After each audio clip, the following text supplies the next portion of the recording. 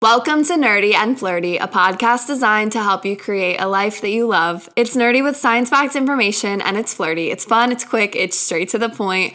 My name is Cass, and welcome back to the podcast, or welcome if you are new here. This is the first official week of the Back to Wellness series. If you didn't listen to last week's episode, this is the beginning of a new series that I am starting called Back to Wellness, where I am taking you back to your wellness. Over the next 8 weeks, we are going through every dimension of wellness. There are 8 of them, so each week is dedicated to each dimension. I'm going to be giving you tangible habits you can do, some background on them, activities that you can do, and everything is linked in our Facebook group. If you're not in the Facebook group, definitely join because all the activities that we're going to be doing are in there. From templates, free recipes, workout guides, all different things, they're in our Facebook group. So definitely go join the group. It's linked in the description. And it's also just a great community for you to connect with like-minded people. I love seeing what everyone's commenting and sharing, and it's a really nice space. So definitely go join that just to be involved in a new community. So for the first official week of the Back to Wellness series, I wanted to start with our physical health, because even though you and I both know that the dimensions of wellness show that there are so many other things to our health than just our physical body,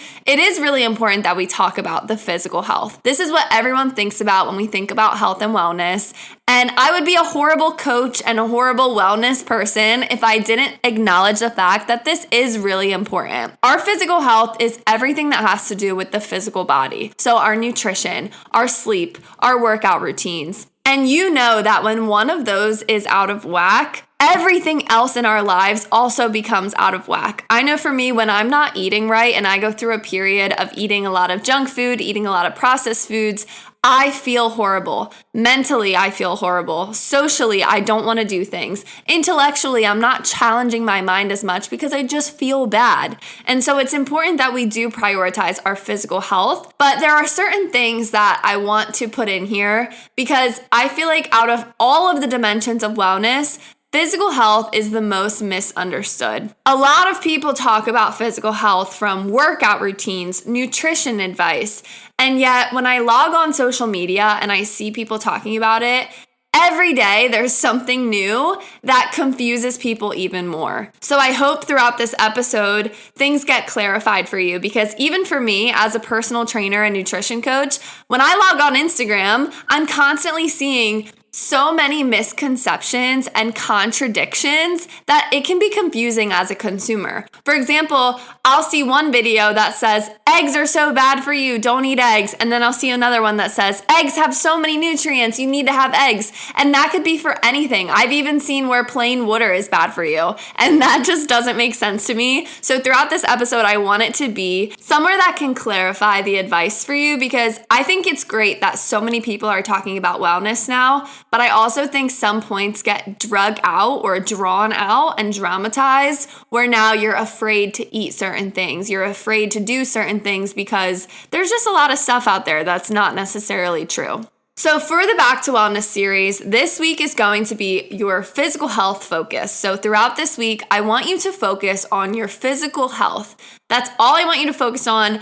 Prioritize it as best as you can in your day-to-day life. This can be applicable and adapted to any lifestyle, whether you're a college student, whether you work 9 to 5, whether you're a parent, whether you're single on your own, whatever your situation is. I want this to be something that is adapted to you. So if you hear me talk about sleep, for example, figure out a goal that works for your lifestyle. I'm going to share my goals. I'm going to share some examples of goals, but I want you to adapt it to your life, what's realistic for you, what matches what you want out of your life, because this whole series is for you. It's not about what I think is right. It's not about what I'm doing in my life. This is for you to adapt to your life. So when it comes to physical health, the very first thing that I like to talk about for physical health is not your workout routine, it's not your nutrition, but it's actually your sleep. Sleep is so important.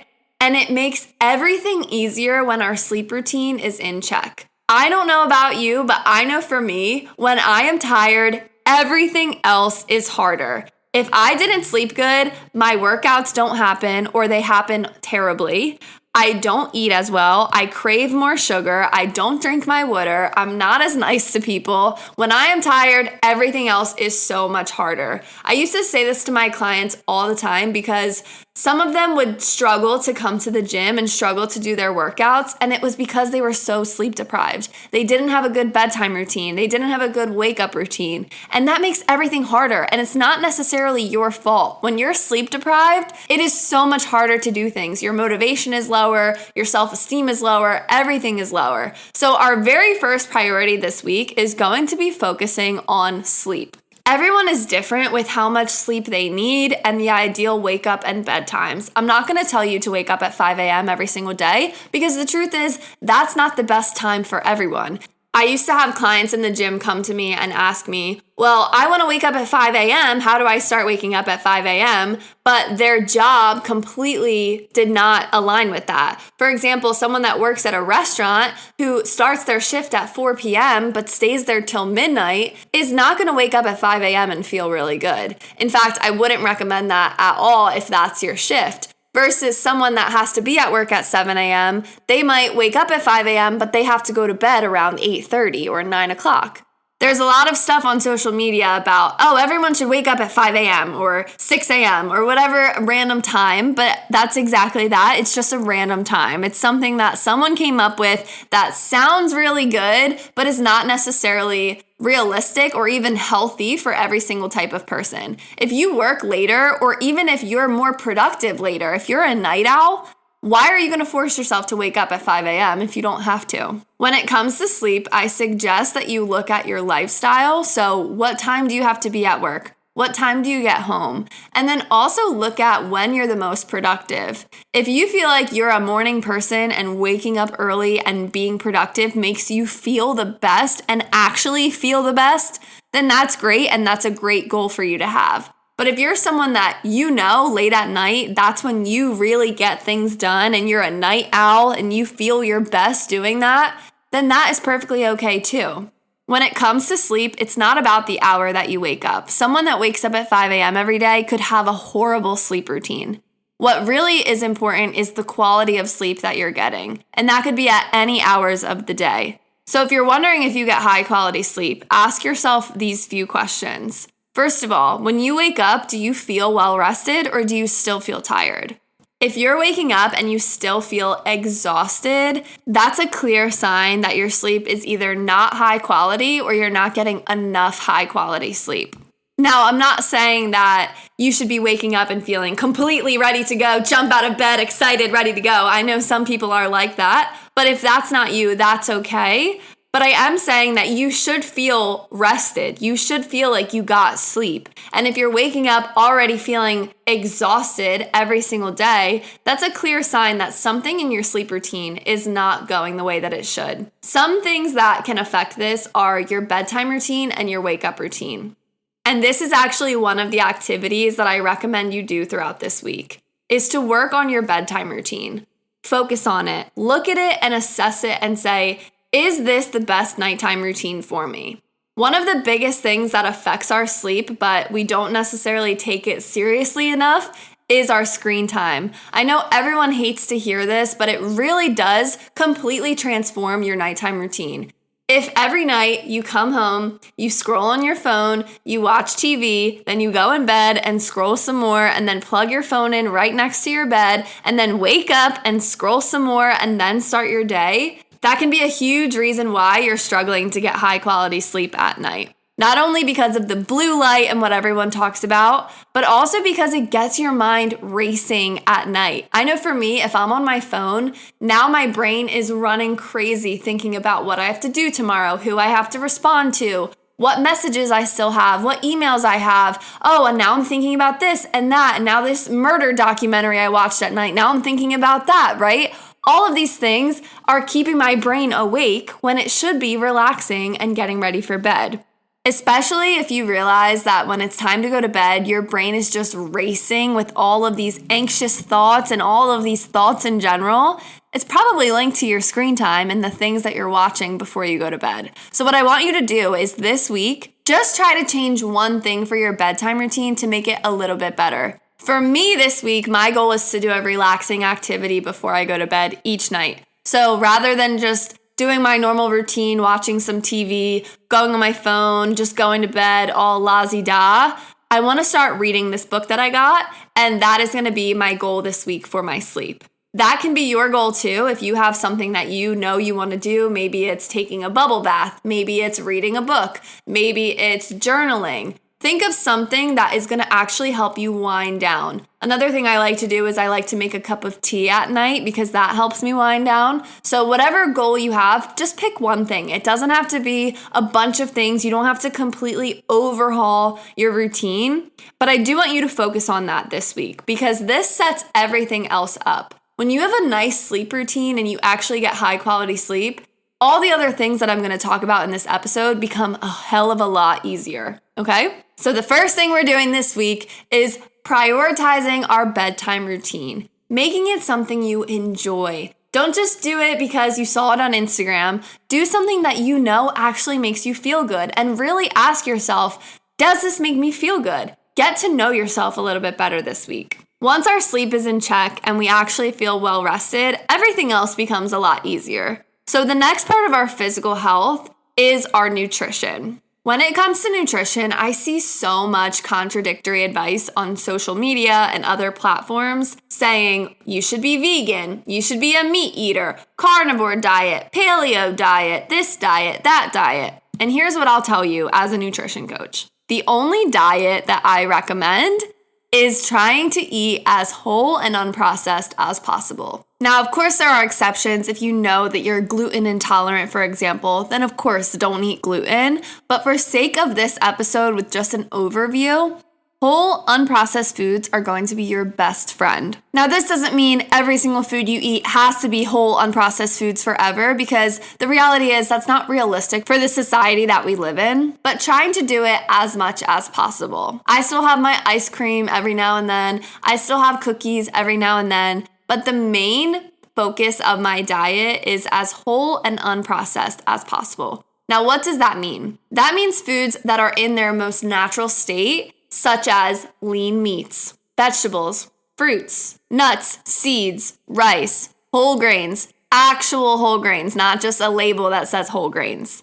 Things that don't really have a barcode, okay? Things that are as natural as possible. Eating organic when you can, buying from local farm stands if you can, going to the butcher shop if you can. This will make a big difference in how you feel every single day.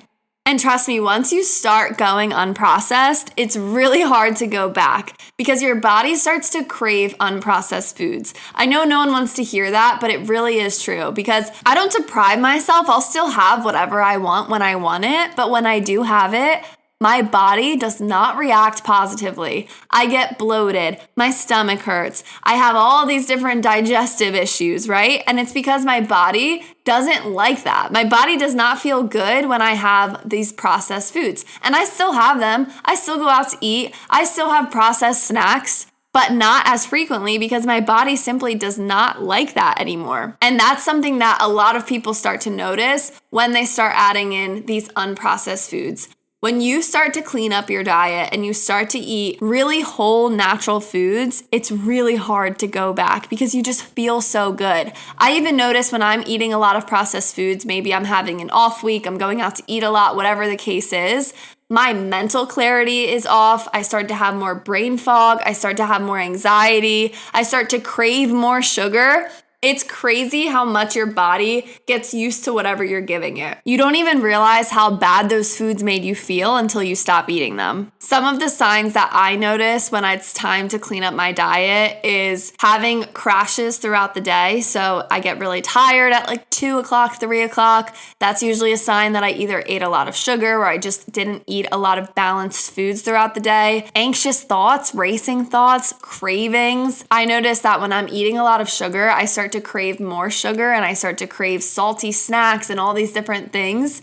I start to feel sluggish, just more tired, more lethargic, not really wanting to do anything, unmotivated, things like that. Plus, I'm not recovering from my workouts as well because I'm not eating enough protein. And there are so many other signs. Those are just the ones that I noticed and mentioned. So this week, I want you to take account how you feel eating certain foods. Really get to know yourself on what foods feel really good and what foods don't feel good, because that's really going to help you in everyday life for the rest of your life. The easier things to notice are a lot of the digestive things like diarrhea, irritation of your bowels, bloating, things like that. But our foods affect us in more ways than just digestive. Some of the sneakier things are the things I mentioned: racing thoughts, fatigue. If you've never done this before, it might be a little bit difficult for you to connect those two, but really look at it and say, oh, actually, the brain fog I'm having or fatigue that I get at 2 p.m. goes away when I eat a breakfast high in protein, right? Those are really important things to know about yourself. And I know for me, this has made a huge difference in how I feel every day. And I don't always do it perfectly, but I notice that when I start to slack off on my diet, I feel all of these symptoms, and I want you to have that awareness for yourself as well. So throughout this week, you don't have to completely overhaul your diet and clean out your pantry and throw out all your snacks, okay? You don't have to do that. I mean, if you want to, you can. But what I want you to do this week is just try. Try to eat whole, unprocessed foods throughout this week. Make yourself a meal plan starting today where you plan out what you're eating every day this week. And maybe you know you're eating leftovers certain times. Maybe you know you're going out to dinner Friday. So plan around those things and make sure that you're making dinner at home the other days or making a meal prep today for the rest of the week. Really plan it out and make it realistic to your lifestyle. I know for me, I like to make dinner at home every night, and I use those leftovers for lunch the next day. That works for me. I know some of my friends, what they do is they meal prep everything on Sunday and they repeat their meals throughout the week. Whatever works for you, do that this week. Really set yourself up for success this week. The best thing that you can do is plan. Plan out your meals. Plan out your snacks. That's another thing that I don't understand is people say snacks are so bad and you shouldn't be snacking, but I completely disagree. I think you just need to plan the right snacks, because if you have healthy snacks prepared, now it's so much easier when you get that hunger throughout the day. Instead of reaching for the goldfish, you have apples and peanut butter that you already packed up. That is the perfect thing that you can do throughout the week. That's what I do. After this episode, I'm making my banana muffins that I love, that I'm gonna have all week as my little sweet treat. They're no sugar added, gluten-free muffins. I'm gonna post the recipe in the Facebook group this week so you guys can try it out. Plan out your snacks. Plan out your meals. If you know that you like to have a sweet treat every day, that is totally okay. Just plan it out and try to make a healthier one. Think of a healthier alternative. The banana muffins are one of my favorites because they satisfy that craving, but they're so much healthier than an actual muffin or a cupcake or anything like that. So in terms of goals for this week for nutrition, I want you to make your meal plan for the week and plan it accordingly to your lifestyle, your habits, your life, and also try one new recipe this week. So maybe you make the banana muffins, or maybe you find a dinner recipe on TikTok or online somewhere. Try one new recipe. Even if you're not the best cook or you think you're not a good cook, I want you to try a new recipe, maybe Friday night when you're doing nothing or Saturday when you have all day, but make a new recipe, because the more new recipes that you try out and perfect, the more recipes you have in your repertoire of what you can make. And I talk a lot about this in the ebook that I made. I'll also have that link down below, because cooking, I think, is a life skill that everyone needs to learn. And even if you're a quote unquote bad cook right now, you can absolutely learn. I taught myself how to cook, and in the beginning, I was making a lot of sheet pan recipes, a lot of easy peasy recipes, and now I make all kinds of stuff, and I love it. And the more you do it, the better you get at it. And it's a life skill that literally everyone needs to know. I wish they taught cooking in school still, because everyone needs to know how to feed themselves, right? If you're younger in your 20s and maybe you just got out of college or you're in college, you might not know how to cook. And so the default is going out to eat all the time. That is not sustainable. That is not sustainable long term, not just health-wise, because going out to eat is usually less healthy, but also financially, that can really add up, especially nowadays. So learn how to cook. Think about meals that you like, look up recipes, look up YouTube videos. I'm gonna post some recipes throughout this week in the Facebook group that you can try out. And I would love if you guys share your favorite recipes, especially beginner-friendly ones. I know everyone's always looking for quick, easy recipes to make throughout the week and after work and things like that. So definitely share them in the Facebook group. Another part about nutrition is your water intake. And water intake is so important. I know for me, when I'm dehydrated, I feel fatigued. I start to get a headache. I just feel horrible. And also I have more cravings. Our bodies can't tell the difference sometimes between hunger and thirst. So sometimes you might be hungry, but you're actually just dehydrated. This one is easy to miss, especially if you're a busy person running around, but it's really important. I've been saying this since before the Stanleys came out, but having a water bottle with a straw makes drinking your water so much easier. You don't need a Stanley. You can get any brand of water bottle, or you can even add your own straw in. But I know for me, that makes drinking my water so much easier, especially if you sit at a desk or at a computer. It's so easy to just sip on it all day, refill it, and there you go. If you're one of those people that's like, I hate the taste of plain water, first of all, you're crazy. No, I'm just kidding. But be really careful of those water flavoring tablets, packets, whatever they are, because even if they say 0 sugar, they usually have some artificial sweetener in them, and those are so bad for us. And if you're drinking them every single day, that really adds up. Be very careful of the flavorings. Be careful of the electrolyte packets. A lot of them have additives or just too much, and it's not appropriate for the average person. So be really careful about what you're adding to your water and drinking on a daily basis, because that can really change how you feel, how you look, everything like that. If you're really someone that doesn't like plain water and you need something to flavor it, go to the basics. Get lemons, get limes, get cucumbers, get oranges, squeeze things that are natural in your water so that you still get that flavor, but you're not adding all these artificial sweeteners and chemicals. I know on social media, people talk about these water challenges and things like that, where you have a big gallon that you carry around or a certain random number. But what I'll tell you is the amount of water that you need every day is dependent on your body. So an easy calculation is take your body weight, divide it by 2, and that's how many ounces you need on average per day. So let's say you weigh 140 pounds, the amount of water you need is 70 fluid ounces per day. Or someone that weighs 200 pounds, 100 fluid ounces per day. That's a good baseline. Certain things can impact if you need more or less. So maybe the day before you didn't hit your water intake, you might need more today. Or if you were drinking alcohol, or if you were in a sauna or just out in the sun, that can dehydrate you, sweating a lot. But for the most part, that's a good number to have throughout the day. So look at whatever water bottle you use on a day-to-day basis, figure out how many ounces it is, and then calculate how many of those that you need per day. I think that's a really easy way to do it. And then also look at the factors of your life that might change how much water you need. So if you are working outside and sweating a lot, or if you're doing a workout that day, or if you drink coffee, that can dehydrate you. And then add depending on those factors. Definitely drink your water though. It's so important for how you feel, your mood, your skin, all of these things. Every cell in your body needs water, so it's really important that we're setting ourselves up for success, especially first thing in the morning. You don't need to chug a whole water bottle, but make sure you have water in the morning, because I know for me that if I skip that step, I feel like I'm behind the rest of the day, where if I have my water in the morning, I know that I at least got a decent amount, and then the rest of the day, I'm just adding on to that. And then the last component of physical health that I want to talk about is our workouts, and this is what everyone thinks of when they think of health and wellness. I know that there are a ton of workouts that are trending right now. Everyone's running, everyone's in Pilates. These things are really popular, but I've said this before.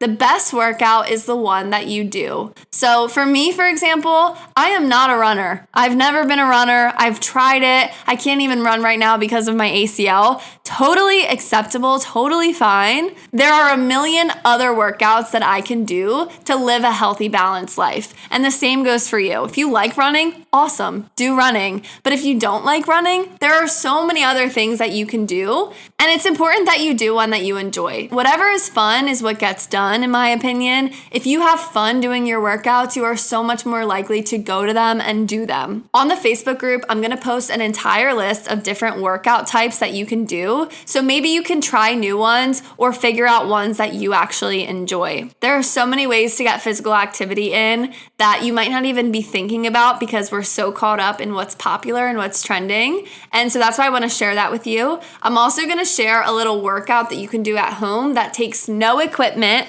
barely any time, and something that you can do when you're traveling, when you're busy, just something to get some movement in. Something that's really important though when it comes to workouts is making sure that you have some form of resistance training included in your workouts. Resistance training is like strength training where it's gonna help you build muscle. This is important for every single person on the planet, regardless of your physique goals, what you wanna look like.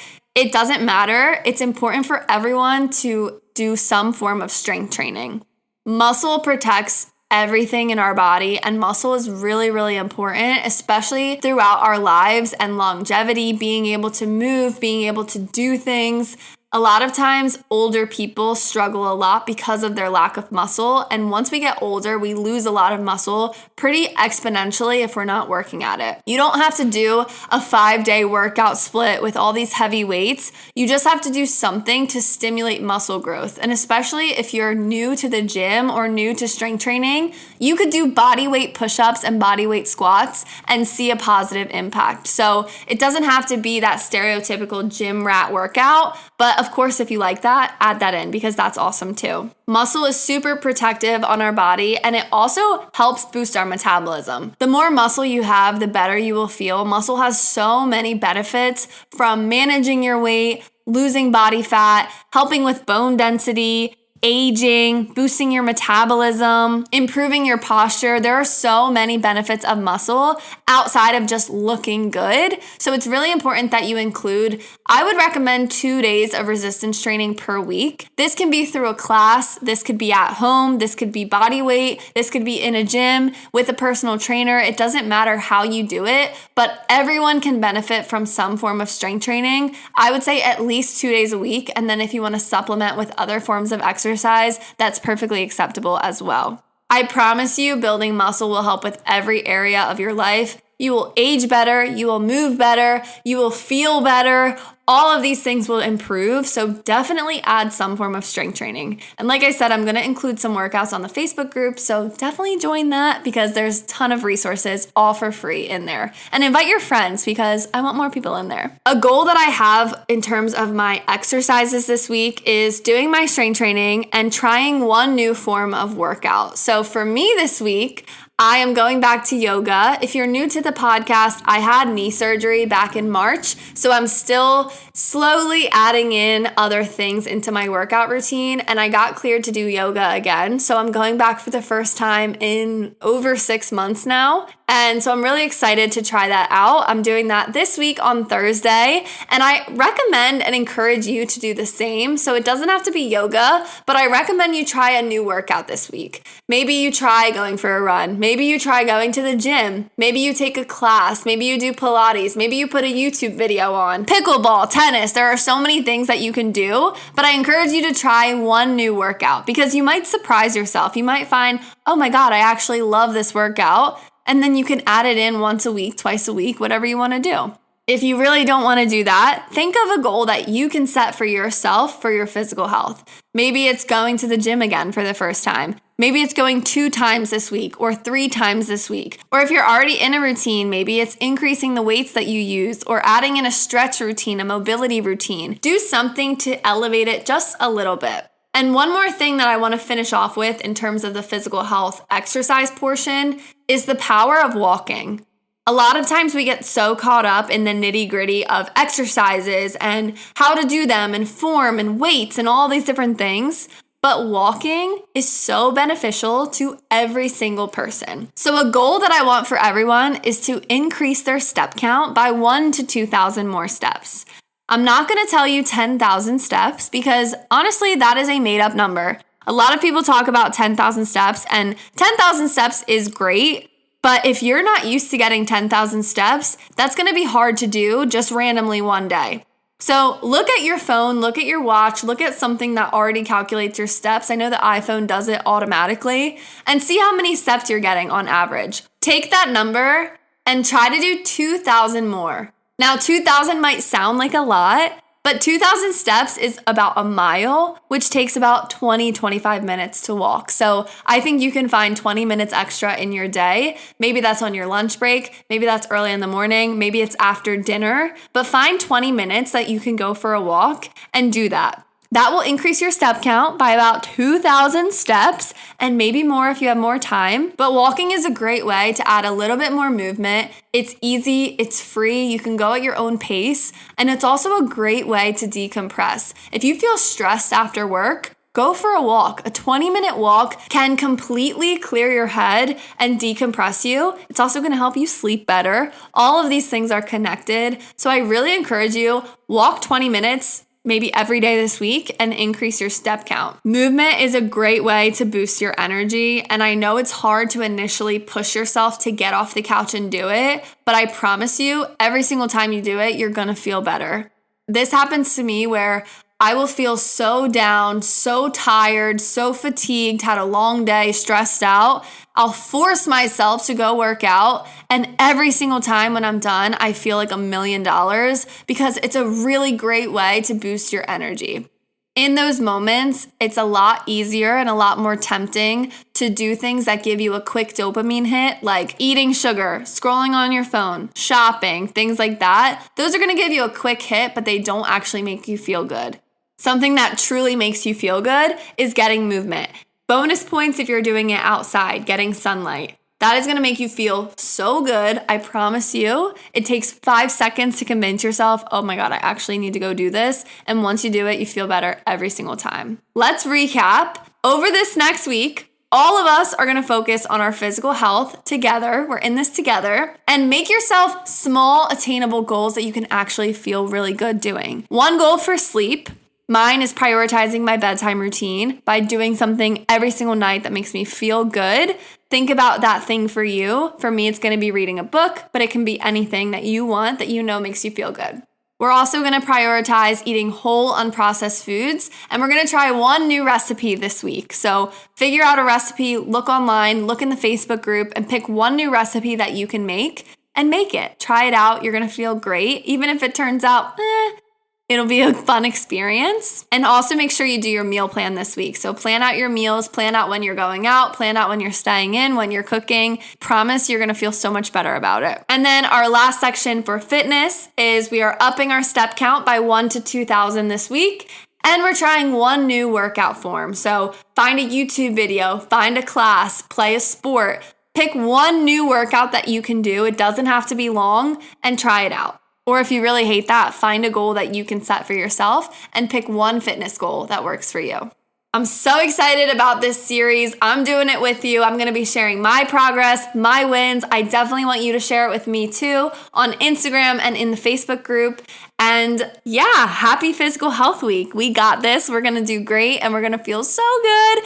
And I can't wait to keep updating you on my progress, and I want to hear your progress as well. Happy Physical Health Week. Next week, we're going into emotional health. So we're going to be focusing on our mental health, which I'm really excited about because that is one that we can all do better in. Stay tuned for next week. Focus on your physical health this week and share it with me, share it with a friend. Give this 5 stars and nothing less, and I will talk to you next week. Have a great day. Bye.